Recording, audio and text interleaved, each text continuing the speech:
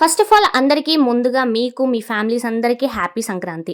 సంక్రాంతికి వస్తున్నామంటూ సైలెంట్‌గా వచ్చి హిట్ కొట్టేశాడు మన 'వెంకీ మామ'. సంక్రాంతి అంటేనే ఫ్యామిలీతో కలిసి మంచిగా ఎంజాయ్ చేయడం. ఫస్ట్ ఎంజాయ్‌మెంట్ అంటేనే మనకు గుర్తు వచ్చేది మూవీస్. కానీ ఫ్యామిలీతో కలిసి చూడాల్సింది కాబట్టి ఖచ్చితంగా ఫ్యామిలీకి నచ్చేదై ఉండాలి. సో, అలా ఈ సంక్రాంతికి మన 'వెంకీ మామ' సంక్రాంతికి వస్తున్నాం మూవీ అయితే ఫ్యామిలీ ఆడియన్స్‌కి కరెక్ట్‌గా సరిపోతుంది. ఫస్ట్ ఈ మూవీ స్టోరీ లైన్‌కి వచ్చినట్లయితే ఒక ఎన్ఆర్ఐ మన స్టేట్‌కి వచ్చాక కిడ్నాప్ అవుతాడు. వాళ్ళకి కావాల్సిన ఒక వ్యక్తి జైల్‌లో అయితే ఉంటాడు. వాళ్ళకి ఆ జైల్‌లో ఉన్న వ్యక్తిని వాళ్ళకి ఇచ్చేస్తే మన ఎన్ఆర్ఐని మనకి ఇచ్చేస్తారనేది వాళ్ళైతే కండిషన్ పెడతారు. సో, ఆ ఎన్ఆర్ఐని సేఫ్‌గా తన కంట్రీకి పంపడమే ఈ మూవీ స్టోరీ లైన్. దీంట్లో ఏముంది కొత్తగా? రొటీన్ స్టోరీయేగా అనుకోవచ్చు. కానీ దాన్ని మన డైరెక్టర్ మనకు ఎలా చూపించాడు అనేదే మెయిన్ ఇక్కడ. ఇందులో ఇంకా మెయిన్‌గా మాట్లాడుకోవాల్సింది ఫన్.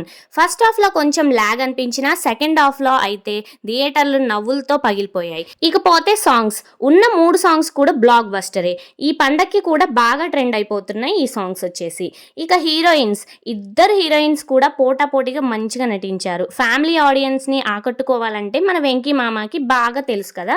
సో, సైలెంట్‌గా వచ్చి హిట్ కొట్టేశాడని చాలామంది అంటున్నారు. నాకు కూడా అదే ఫీలింగ్ అనిపించింది. ఫన్ అయితే మీరు బాగా ఎంజాయ్ చేస్తారు. మీ ఫ్యామిలీతో కలిసి మంచిగా ఎంజాయ్ చేయాలంటే ఖచ్చితంగా ఈ మూవీని నేను ప్రిఫర్ చేస్తున్నాను. ఎందుకంటే గేమ్ చేంజర్ ఎలాగో పోయింది. ఇక సెకండ్ 'డాకు మహారాజ్' వచ్చేసి ఫ్యామిలీకి అంతగా అర్థం కాకపోవచ్చు.